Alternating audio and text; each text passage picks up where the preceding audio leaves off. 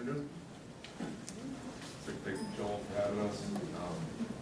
I guess I agreed to do this because I'm in full agreement with Dr. Sipress that this seems like more than just sort of hard times that we will one day sort of happily emerge from. And I guess what I'm going to talk about sort of in terms of being a student on this campus is the way in which what we call a student is sort of quietly changing and being transformed by these processes that Dr. Sipress has sort of briefly outlined for us.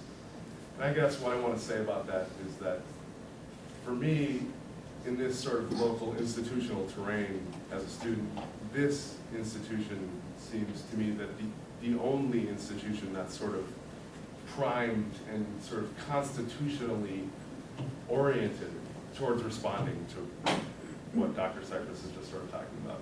And so I feel like, for me, the interaction with you people and students is sort of the site at which actual sort of affective produce will emerge that I can sort of pick from the tree and shine on my shirt, not just sort of live in a worried despair.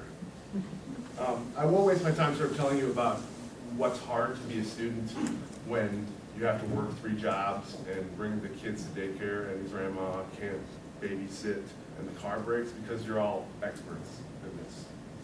You teach at this campus and you know what this is like. And I think this is not to belittle these realities of what it's like to be a student, because it's really hard to work 3 jobs and to actually dedicate the temporal and material and mental and physical resources that it requires to actually pursue the lines of intellectual and academic inquiry. But I think what worries me more is that there is this way in which the sort of transactional nature of college for students, when they show up in your classrooms, in your offices, it's not merely that there's this sort of top-down pressure from sort of distant capitalists or people with ideas, but that the world itself, I think, it seems, is more and more making students that come into your offices and classrooms that are already predisposed to think of their educations as transactional.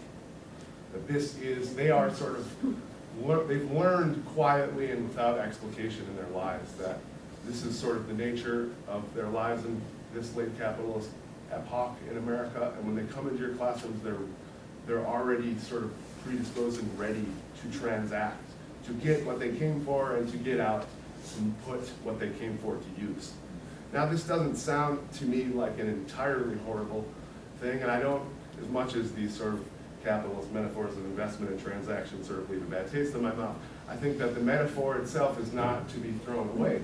That, as Joel sort of described in the old model, the transaction still existed, it just had a much less narrow focus. There was a public good.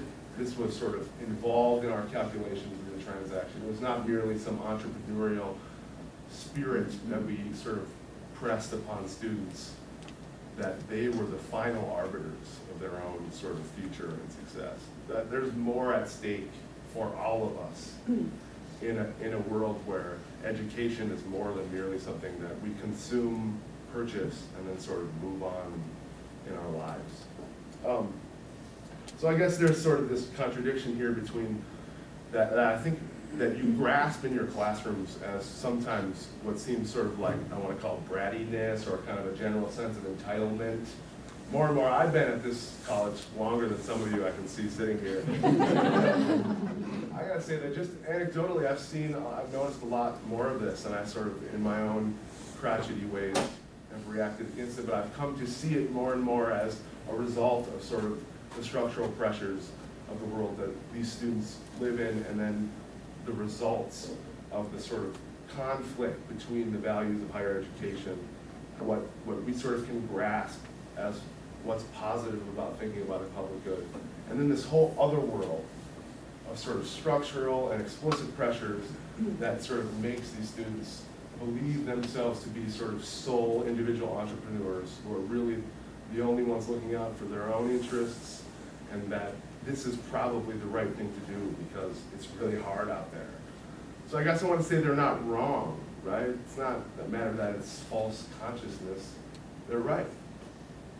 It's hard out there, and it's not, I don't want to sort of, that's why I bring my own anecdote up, is because I don't want to react sort of negatively. I want to be generous to the ways in which students sort of bring these ideas. And it's weird because they're not even really ideas. These students don't come in your classroom sort of like having the idea that like I'm a sort of entrepreneur in charge of my education. It's much more insidious and subtle than that. And I think that there's something very disturbing to me about that.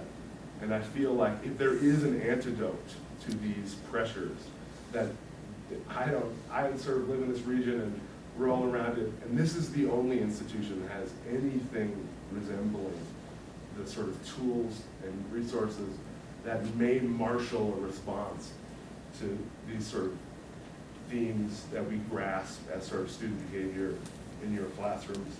The other thing I would just say is sort of that sort of transactional nature sort of turns, in a related way, students into sort of thinking of themselves as consumers, which is, I think, again, is utterly antithetical to sort of the values and what we have sort of explicitly, as an institution, decided that we care about, because, you know, the point of knowledge is that you can't consume it. It cannot be sort of opened, swallowed, and then left.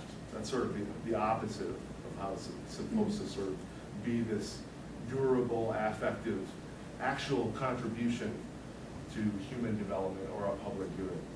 So, and again, I think this is insidious, and it's sort of scary to me because it's not, these are not explicit ideas, right? This is sort of, in a lot of ways, on the student end, from the bottom up, we get some of these same neoliberal market fundamental pressures in quiet and sort of insidious ways. The final sort of contradiction I'd point to is sort of something Joel already mentioned, is that in a world where we sort of want students to take what we have to offer here and sort of develop their own human potential, and the ways in which they can only do that is to either work 3 jobs or to run up so much debt that it's utterly unsustainable. There's a kind of, I want to say, cognitive dissonance, or just a sort of, the result of being put in that position is itself sort of, I think, conceptually or maybe cognitively antithetical to sort of being a student. I think that the unsustainability of sort of debt levels in the housing market are exactly the metaphor that we should be using to sort of think about student loans in these ways. But I think that the metaphor is actually more than just sort of about financial instability. And I think that it's exactly this way in which we want to say that, like, really college for you should be something you pay for and you reap the rewards of, that there's sort of this whole industry that's quietly sucking out what's good about the liberal arts dream as this sort of system occurs. So in some ways, to refinance your home in the 90s sort of is the equivalent of what it's like to be a poor student in Superior who wants to go to college. The other contradiction, of course, is that in a world, you know, I think of Duluth and Superior a lot of times sort of lovingly as, and I think fairly, as a kind of post-industrial logging and mining camp. But I think that, you know, I just want to say as like the final sort of note of hope is that, like, I don't know anywhere else that has any sort of constitutive potential to respond to these very strange trends. And I feel like in this collection of people that if there is a desire to bring your brown bag lunch and hear people talk about market fundamentalism and the way that it affects us, like, there is in fact sort of some hope. And I guess, like, in my darkest dreams, I worry that the reason I can't, like, pull up cobblestones and throw them at cops or sort of like take over administration buildings is because of quiet sort of pressures and trends that are not easily grasped in the lives of 18-year-olds or 29-year-olds. And so I just want to say that I think that I don't want to lose this thing called the student. I feel like there's something terribly important about this weird category, social position, and even idea. And I think that maybe in some way the extreme extrapolation of these trends is that this position, this identity, this thing that we can pull up cobblestones and take over administration buildings and more will actually disappear. So I'm glad to see you people here.